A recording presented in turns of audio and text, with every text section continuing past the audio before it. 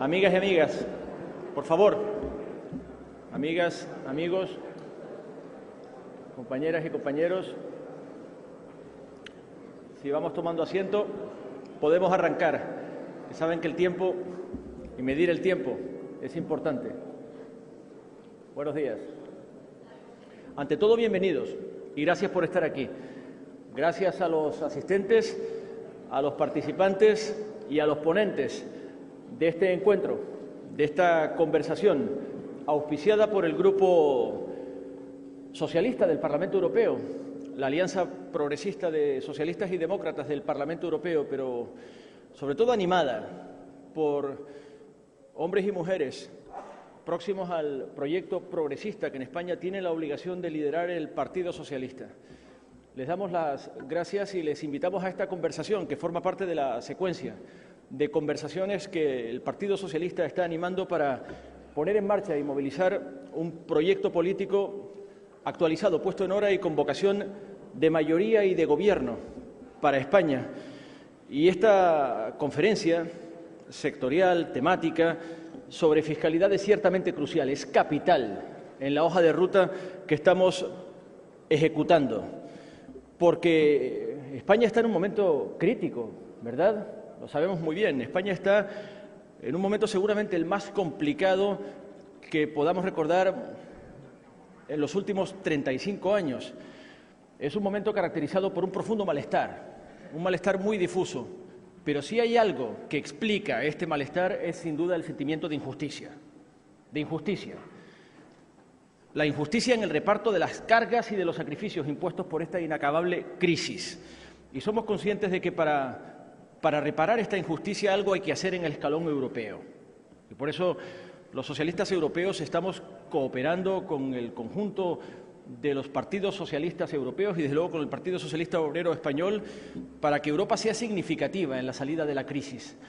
Porque somos conscientes de que sin el escalón europeo, sin el encuadre europeo, sin la coordenada europea, no podremos hacer todo lo que hace falta hacer para corregir este desastre, esta catastrófica gestión de la crisis que impuso desde el minuto uno un diagnóstico falso, no equivocado, falso, una estrategia disparatada que hemos llamado austeridad recesiva o destructiva, cada vez más suicida, y un recetario socialmente desastroso. El diagnóstico falso, lo hemos dicho 1 millón de veces, es el que pretende que el origen de la crisis fue el derroche fiscal de los Estados. No es verdad, y de los poderes públicos, nunca fue verdad. Fue el sobreendeudamiento financiero que instigó al sobreendeudamiento privado de las familias y de las personas. La estrategia disparatada ha consistido en imponer a los Estados recortes, ajustes interminables, que se han traducido en un destrozo social a estas alturas incalculable, en un recorte de los derechos sociales y todo bajo un recubrimiento ideológico. El acompañamiento ideológico ha sido anunciar la defunción del modelo social por su insostenibilidad, nos dicen. Lo quieren condenar a la inanición y tenemos que ser conscientes de que eso es lo que está en juego. Han condenado a la inanición al modelo social bajo la pretensión de que es insostenible sencillamente porque esta estrategia disparatada de austeridad recesiva ha condenado a los Estados a renunciar a la fiscalidad y en particular a la fiscalidad progresiva. O lo que es decir lo mismo, lo sabemos, ha condenado a los Estados a endeudarse en esos fosos de tiburones predatorios que llamamos mercados financieros, que especulan con la deuda y con las dificultades de los Estados, a los que está imponiendo un corsé presupuestario de recortes sociales. Pues bien, Europa tiene que cambiar de ruta si quiere salir de esta. Y Europa tiene que poner su parte del trabajo. Y por eso el debate fiscal en Europa es crucial. La fiscalidad en Europa es en sí misma una cuestión crucial para corregir las injusticias fiscales entre Estados miembros, para empezar la competición fiscal entre los Estados miembros y para corregir las inequidades tributarias dentro de los Estados miembros. Por eso en Europa es imprescindible que hablemos, para empezar, de combatir el fraude fiscal, perseguir los paraísos fiscales, elaborar y ejecutar una estrategia conjunta para erradicar los paraísos fiscales y hacerlo con una voz unitaria en Europa, perseguir la elusión fiscal, pero al mismo tiempo procurar la armonización fiscal entre los Estados miembros, para que no exista una competición fiscal injusta entre Estados miembros, que bascule sobre el impuesto de sociedades que describe diferencias dramáticas en función de lo que hemos conocido en Chile, en Chipre o en Luxemburgo, no solo en Chipre o en Irlanda, en Luxemburgo también, respecto del impuesto a sociedades en otros Estados miembros. Pero además de eso, hay que establecer recursos propios para la Unión Europea para sostener en el escalón europeo el modelo social. Y por eso los socialistas europeos estamos liderando el empeño en que Europa cuente con recursos fiscales propios. La tasa de transacciones financieras fue una idea socialista en origen de los socialistas europeos. Y los impuestos ecológicos, los impuestos sobre el carbono son una idea socialista en origen, porque quieren contribuir con recursos propios a que el presupuesto europeo no sea contractivo y procíclico, sino al contrario, expansivo y anticíclico, y aporte valor añadido, inversor, generador de empleo, crecimiento y con garantía de empleo juvenil que ofrezca esperanza a las generaciones jóvenes que han sido instigadas al desaliento o a la deserción respecto del ideal europeo. Y combatamos, por tanto, ese ciclo por el que los jóvenes están siendo ahora más euroescépticos o eurófobos que nunca, también en España. Pero hace falta acometer este debate también en España, el debate sobre la reforma fiscal. Y es de esto de lo que vamos a hablar aquí. Quiero darles la bienvenida a esta discusión, que tiene que ser una discusión abierta, franca y seria, sobre un modelo fiscal, digámoslo claro, que ha cumplido más de 30 años. El modelo fiscal español nació con la transición, lo sabemos muy bien. El modelo fiscal estableció sus bases estructurales en los pactos de la Moncloa en el 77. Estableció las figuras tributarias esenciales del modelo. Y desde entonces lo hemos ido corrigiendo o parcheando, pero no repensando en profundidad, no reconsiderando a fondo. Y este es el momento de hacerlo, de reconsiderarlo a fondo. Este es el momento de decir con toda claridad que ahora que nos duelen las injusticias provocadas por la crisis, hay que repensar el IRPF para que no sea posible que cuando hablemos del IRPF la gente se tiente la ropa pensando que estamos planeando darle una vuelta de tuerca más a la imposición de la renta del trabajo o de los salarios, porque de lo que tenemos que hablar es de equiparar los rendimientos de capital y las plusvalías de capital y los rendimientos patrimoniales en el IRPF, no de los salarios. Por tanto, incorporar las rentas de capital y de patrimonio, y en particular los tipos marginales, a los tipos por los que tributan las rentas del trabajo que están saturadas. No puede ser que salarios dignos tributen al 50% y rendimientos de capital descomunales tributen al 17 o al 21 o al 26% como máximo. Hay que repensar también el impuesto de sociedades y sus deducciones, porque también en la imposición a sociedades hay injusticias clamorosas. Las pymes están asfixiadas y las grandes empresas escapan libres. Y no tributan, lo sabemos todos. Es el momento de hablar de esto. El impuesto del patrimonio, llevarlo al impuesto de la renta de las personas físicas, repensar también los llamados tributos especiales,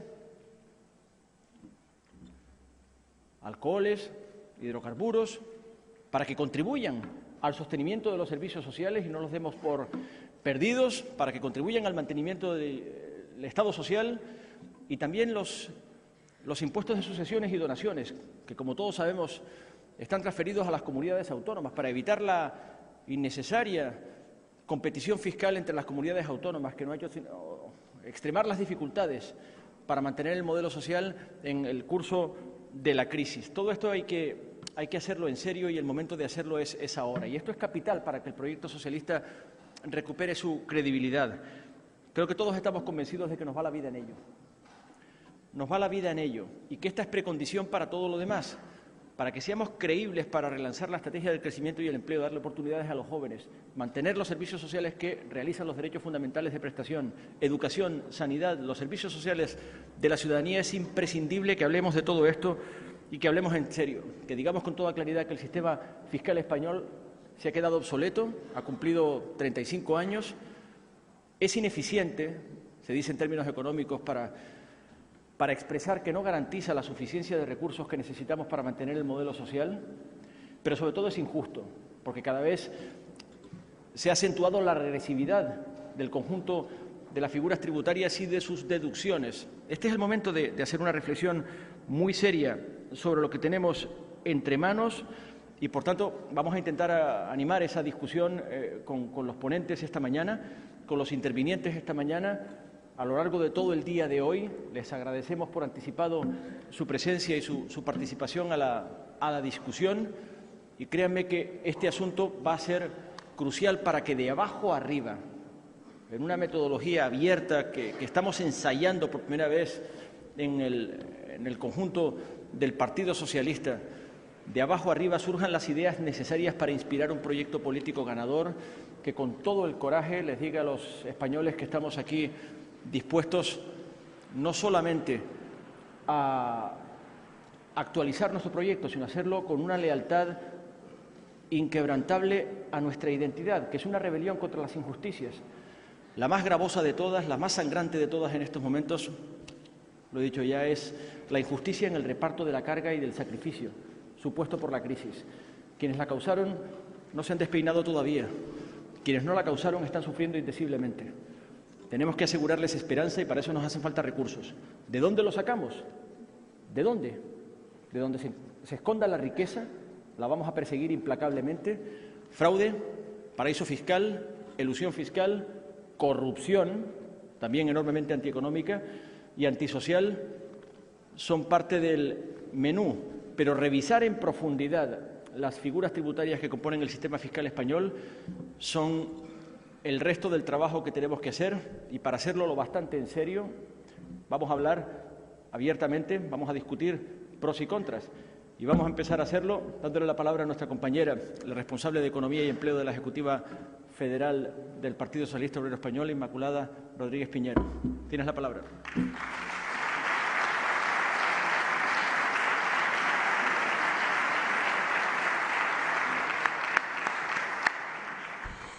Bien, buenos días a todas y a todos. La verdad es que hemos elegido el mejor sitio para estar hoy aquí en este debate, ¿no? Y creo además que es un referente Extremadura, siempre lo ha sido, en las políticas de izquierdas, y con los dos expresidentes que nos acompañan, que es un orgullo poder estar con ellos. Bueno, yo creo que lo primero que tenemos que destacar es que para un partido como el nuestro, que persigue por encima de todo la igualdad, un diálogo como este, el de la fiscalidad, es sin duda alguna uno de los más importantes. Porque en política económica, sin duda alguna, las desigualdades se reducen a través de la política fiscal. Porque es justo que quien más tiene sea el que más contribuya a la financiación de los servicios públicos esenciales y a la financiación de las políticas de crecimiento. Y desde luego es justo, y yo diría es esencial para la izquierda, que reivindiquemos y hagamos el mejor empleo, el más eficiente de cada euro que invertamos. Porque los que defendemos un Estado fuerte, como nosotros, somos los que nos tenemos que preocupar de emplear de la mejor manera posible el dinero de todos a través de nuestros impuestos. Y por eso, en este diálogo, lanzamos un primer documento el pasado 1 de abril, como hemos hecho en todas las conferencias. El día 1 de cada mes lanzamos un primer documento para promover el debate y la reflexión profunda y sosegada, en este caso, lógicamente, sobre la política fiscal. Y lo hicimos en las tres vertientes, desde el punto de vista de los ingresos, del gasto y de la estabilidad presupuestaria. Un documento que lanzamos, como os decía, para debatir, para impulsar la reflexión y para que nos hagamos las preguntas verdaderamente importantes. Yo creo que estamos ahora construyendo un proyecto alternativo y la clave es que nos hagamos las preguntas más ambiciosas de cómo tenemos que afrontar la crisis y la salida de ella, y seamos muy realistas en las respuestas que tenemos que dar con todo rigor. ¿Qué preguntas claves tenemos que formularnos y tenemos que responder? ¿Cómo podemos mejorar la calidad de los servicios públicos siendo más eficientes, sin tener que incurrir más gasto en lo mismo y poderlo dedicar a prestar otras necesidades que ahora no están cubiertas? ¿Qué normas tenemos que dotarnos para que podamos aplicar políticas de crecimiento en etapas de crisis como ahora? ¿Cómo debería ser nuestro sistema impositivo para que de verdad grave la capacidad económica de las personas y no sea injusto e ineficiente como el que tenemos ahora? ¿Cómo podemos conseguir una recaudación más estable que no se desplome como nos ha ocurrido con la crisis. Y lo más importante de todo, ¿qué medidas tenemos que conseguir para cuadrar el déficit sin descuadrar el estado del bienestar? En el diálogo que hoy abrimos, empezamos a marcar el camino, los principios para dar respuesta a todo ello. Y, desde luego, respondiendo, vamos a desmontar, como ya estamos haciendo, la estrategia del Partido Popular, que es hacernos creer que no hay otro camino de salida de la crisis, que no hay más remedio que hacer este ajuste porque hemos vivido por encima de nuestras posibilidades. Esto es rotundamente falso. Mirar, el PP es evidente que está utilizando la crisis como excusa para privatizar los servicios públicos, para dejar el Estado reducido a la mínima expresión, y lo está haciendo de una manera profundamente ideológica. No responde a criterios de racionalidad económica. El principal problema de la economía española, alto y claro, no es un gasto público excesivo, es una insuficiencia profunda y estructural de nuestro sistema impositivo, una insuficiencia de nuestros ingresos. Y, por tanto, si ese es el problema, reducir el déficit, como está haciendo el Partido Popular, reduciendo el gasto público, solo lleva a lo que estamos viendo: más paro, más recesión, más pobreza y, desde luego, a un abismo fiscal. Por eso, nuestro principal reto es convencer a la ciudadanía que hay otro camino posible, el que necesita y el que le conviene a este país. Y por eso estamos trabajando para ese proyecto de cambio que nos va a permitir salir de la crisis garantizando la cohesión social y no volver a caer en los mismos errores. Y nuestra propuesta pasa, por tanto, por mejorar la eficiencia de nuestro gasto, por concentrar el ajuste en los ingresos para que paguen quienes no lo hacen y quienes lo hacen por debajo de sus posibilidades. Hay que reconocer, y lo veréis en la primera mesa, que la crisis ha acentuado profundamente las desigualdades sociales y ha producido un rápido aumento de la pobreza. Y fundamentalmente por el nivel de desempleo que hay, pero no solo, también por las políticas de ajuste que aplica el Partido Popular y porque nuestro sistema de protección tiene fallos, tiene lagunas que las tenemos que corregir. La crisis ha puesto de manifiesto, desde luego, sin duda alguna, que las reglas de estabilidad del PP no permiten aplicar políticas anticíclicas. Ahora parece que están empezando a reconocer el error. Y también se ha demostrado que el gasto público no es lo suficientemente eficaz para reducir las desigualdades. Y, desde luego, que los ingresos públicos son insuficientes y por eso presentamos la reforma legal que hoy se inicia el debate. Una reforma, quiero deciros, muy profunda, en la que venimos trabajando hace más de un año, cuando Alfredo me dijo: Inmaculada, fundamental, una reforma en profundidad. Pues es lo que hemos estado trabajando y lo que ahora empezamos a debatir, y tiene mucho recorrido todavía que hacer porque ahora iniciamos ese debate. Pero os quiero decir, ¿cuál es el principio que inspira toda la reforma? La justicia. Hemos revisado todos los impuestos, todas las deducciones fiscales que hay para analizar desde el punto de vista de la justicia y de su capacidad redistributiva el papel que tienen. Por eso hace falta una reforma profunda, porque no es justo el sistema que tenemos. Una reforma para que la necesidad que tiene este país de aumentar la recaudación, de tener más ingresos, no la soporten los de siempre. No vamos a subir los impuestos ni a los trabajadores ni a las rentas medias. No.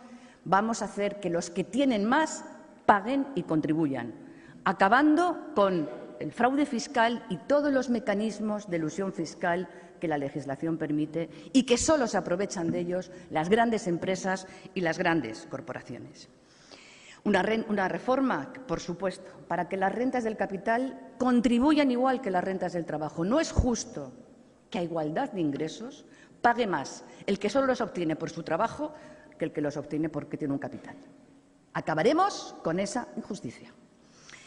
Y, desde luego, quiero deciros que vamos a hacer una reforma para dar estabilidad a los ingresos, para que no se nos vuelvan a caer y en momentos de crisis lo pasemos peor porque no tenemos recursos, para ayudar a los que más lo necesitan, para sostener el estado del bienestar en todo momento, también y sobre todo cuando peor lo estamos pasando.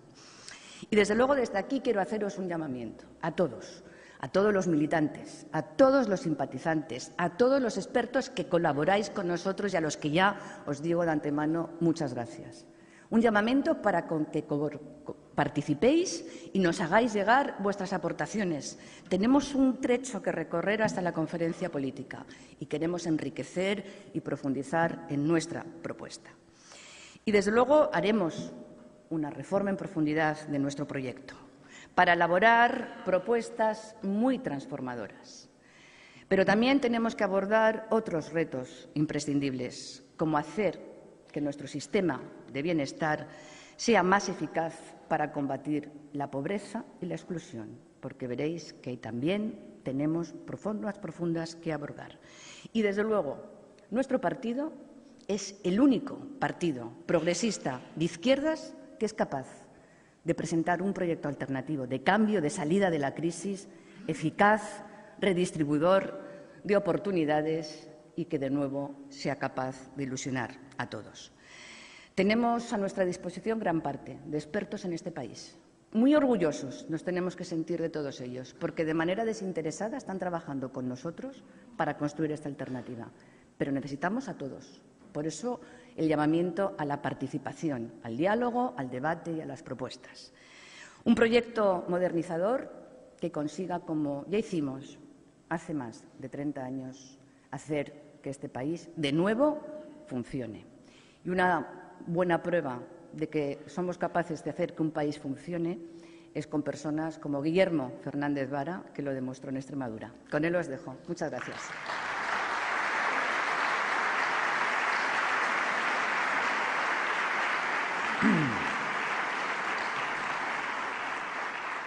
Muchas gracias, Inmaculada. Bienvenidos a Extremadura, a todas y a todos, compañeras y compañeros, amigos y amigas. Bienvenidos de verdad, benvinguts, benvidos, ongi etorriak, querido Pachi. Bienvenidos de verdad y agradecidos porque se celebre aquí en Badajoz, en Extremadura, este seminario, esta miniconferencia, por muchas razones, pero fundamentalmente porque creo que Extremadura es un buen ejemplo de lo que es la fiscalidad adecuada. No solo por lo que hayamos hecho aquí, que se lo dejo luego a Juan Carlos, sino porque nosotros hemos sido un buen ejemplo de lo que una fiscalidad adecuada en España, redistribuyendo la riqueza de aquello que se genera, ha permitido como desarrollo a lo largo de los últimos 30 años, 35 años de la vida de nuestro país. Es una reflexión que tiene más que ver con lo emocional que con otra cosa. Es la necesidad de recuperar el vínculo entre ciudadano y fiscalidad. Ese vínculo se está rompiendo si no se ha roto. El desfile de chorizos cada día en los telediarios pone de manifiesto un distanciamiento entre ciudadanos y pagar impuestos. Eso solo se recupera de una manera, sabiendo, primero, que aquí paga todo Dios, segundo, que se paga en función de lo que se tiene y tercero, que se recibe en función de lo que se necesita. Y esa será la manera de restablecer el vínculo de la ciudadanía con la fiscalidad, tan necesaria y tan importante.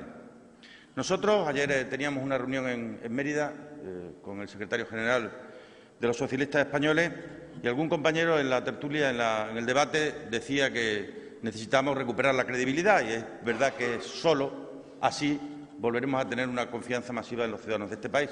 Pero para recuperar la credibilidad hay que ser creíbles y hay que tener un mensaje creíble, un proyecto creíble y eso no es posible sin una fiscalidad creíble. Y a eso es a lo que nos vamos a dedicar precisamente esta mañana a partir de las propuestas que se han estado barajando y que aquí hoy, y a partir de hoy, preparando lo que será la conferencia política de octubre, un trabajo que creo que es una de las piedras sobre las que debe reposar, quizás y muy probablemente de las más importantes, el nuevo proyecto socialista que nuestro partido prepara como respuesta a los problemas que los ciudadanos tienen. Debe ser, sin duda, un proyecto diferenciador, claramente diferenciador. Yo no soy de los que piensan que ya no existen ideologías. Al contrario, creo que ahora es cuando son más necesarias.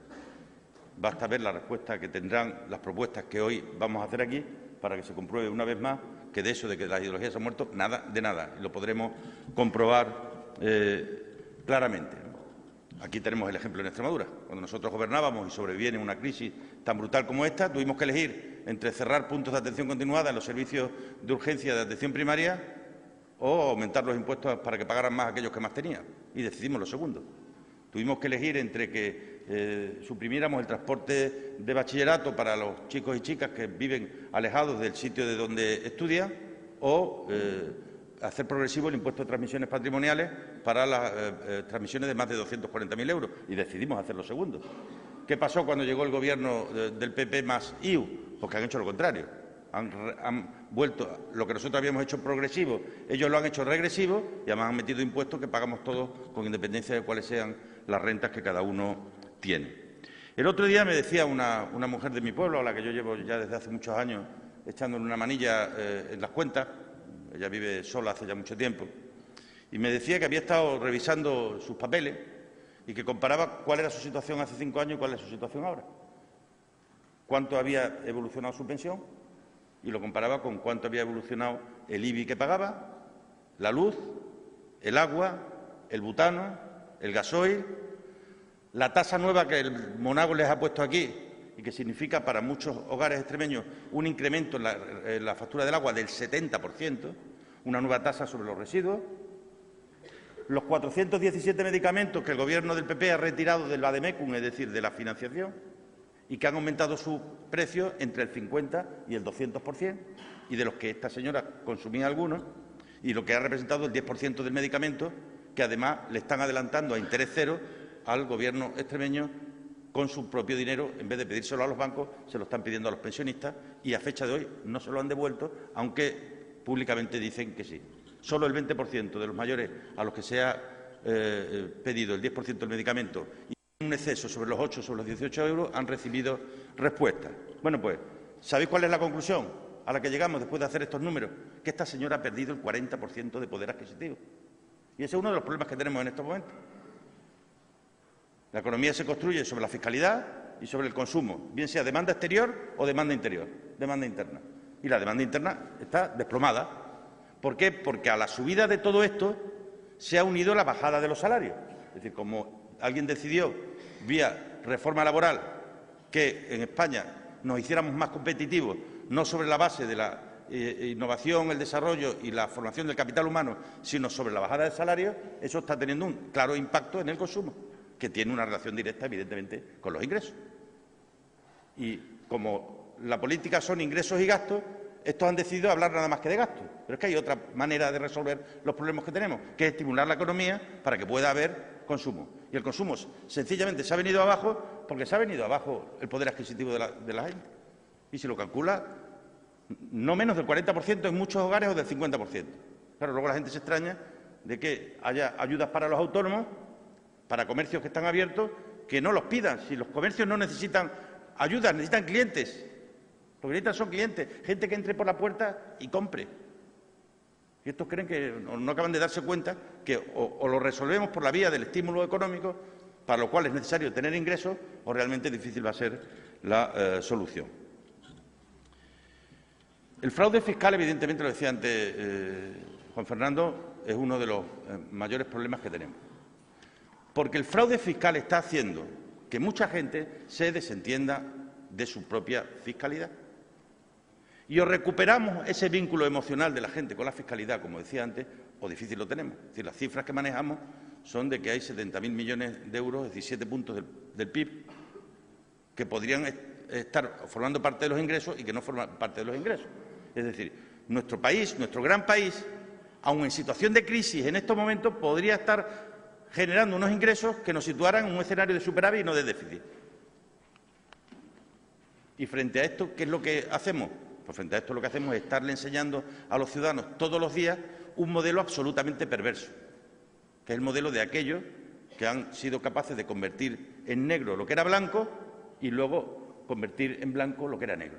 Es decir, lo que ha significado o lo que ha representado la amnistía fiscal, que ha hecho un daño brutal a toda esa gente, pequeños asalariados, que dicen, como me dijo a mí el pasado fin de semana uno, dice, es tremendo oír en la televisión todos los días decir que como mucho lo que le ocurra a algunos de los chorizos, presuntos chorizos o chorizos presuntos, como mucho quedará en un delito fiscal. Luego, si como mucho quedará en un delito fiscal es porque el delito fiscal en nuestro país no está suficientemente castigado. Pues una de las cuestiones que tendremos que sacar como consecuencia es que para todos aquellos que ven con una cierta tranquilidad el que solo se quede en delito fiscal, pues que sepan que los delitos fiscales serán delitos castigados con pena severa para que ese pequeño asalariado o consumidor que paga sus impuestos no tenga la sensación de que igual, si solo queda en delito fiscal, ¿por qué no dejar de pagar para que solo quede en delito fiscal? Y entonces, al final, veremos cómo algunas consecuencias podría tener. Por lo tanto, yo creo que lo que tiene que ver con la fiscalidad se resuelve vía tributaria y también en el Código Penal. Es decir, es necesario reforzar las penas para aquellos que hoy, con nombres y apellidos, los conocemos y están echando sus números para ver si han llegado suficiente a las cantidades que están establecidas en nuestro país para que constituya el delito fiscal. Hay que rebajarlas y hay que castigar más a todos los que defraudan. Por dos razones. No solo porque están defraudando a su país, sino porque están siendo un mal ejemplo para una gran mayoría de ciudadanos y ciudadanas de ese mismo país, ¿no? Que seamos capaces hoy aquí de discutir, de debatir entre nosotros, porque os puedo asegurar que hay muchos ojos puestos en nosotros. El PSOE empieza a ser el PSOE que mucha gente está esperando. Y probablemente ese PSOE que mucha gente está esperando es el PSOE que dé respuesta a los problemas que esos ciudadanos y ciudadanas que han estado una temporada un poco huérfanos empiezan a encontrar en nosotros lo que nunca deberían de haber dejado de tener, que son respuestas para sus problemas. Mucho ánimo, muchas gracias por estar aquí a todos y espero que lo que de aquí salga no sea solo bueno para nosotros, o fundamentalmente no sea solo para nosotros, sea para la gente, para aquellos que están esperando de nosotros mucho más que grandes declaraciones, sino soluciones a los problemas que están sufriendo cada día. Empezamos el trabajo y tiene la palabra Sergio Gutiérrez.